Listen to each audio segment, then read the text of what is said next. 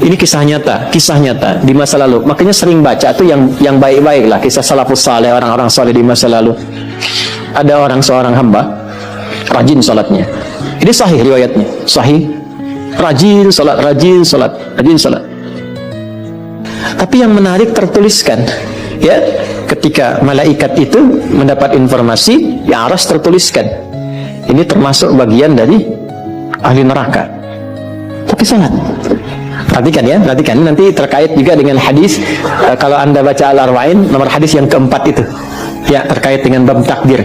Bagaimana kemudian ikhtiar seorang hamba itu, ya, menjadikan dia berubah dari salah menjadi saleh dan sangat dicintai oleh Allah. Oke? Maka apa yang terjadi?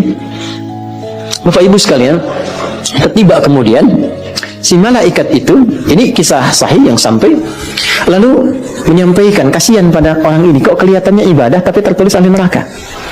Maka disampaikan dengan cara yang Allahu a'lam, apakah menyamar atau bagaimana, tuliskan, kamu kok terus-terusan sholat, padahal belum tentu baik di mata Allah, belum tentu menjadi bagian ahli surga.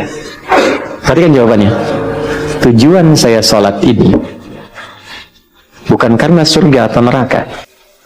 Tujuan sholat ini bukan karena saya dipandang baik atau buruk, tapi tujuan sholat ini saya ingin mengagungkan Allah Subhanahu wa Ta'ala. Perhatikan, dan nanti ini menjadi cara bagi seseorang yang ingin bertobat. Jadi kalau ingin bertobat, tobatnya ingin benar, carilah perhatian Allah. Yang penting ridha Allah, terus saja tobat sampai merasakan kenikmatan tersambung dengan Allah. Itu maksudnya. Jadi begitu keluar kalimat itu yang mengguncang arsy, itu yang dijadikan oleh Allah pelajaran bahkan pada alam malaikat untuk mengenal bagaimana rahmat Allah itu diberikan. Mudah bagi Allah membuka, merubah, memutar, mudah. Tapi Allah ingin memberikan pelajaran bahkan di alam malaikat bagaimana kasih Allah diberikan. Begitu kalimat itu muncul, apa yang terjadi? Maka berubahlah di arsy namanya menjadi ahli surga. Ini riwayat sahih.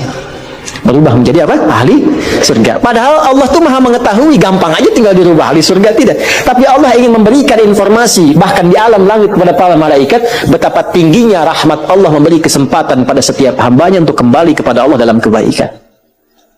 Dan itu disebut hamba. Disebut hamba. Karena itu Allah begitu mencintai ketika ada pelaku maksiat, dia pengen taubat, itu begitu dicintai dan statusnya naik lebih tinggi. Ini yang menyebabkan ayat ini turun. Qul ya ibadiyalladzina asrafu ala anfusihim. Ini yang menyebabkan itu menunjukkan rahmat Allah. Hai hambaku, betapa besar pun kau pernah berbuat dosa, sepanjang masih hidup belum tiba ajalmu, jangan pernah putus asa untuk mendapatkan rahmatku. Pakai rahmat. Rahmat di sini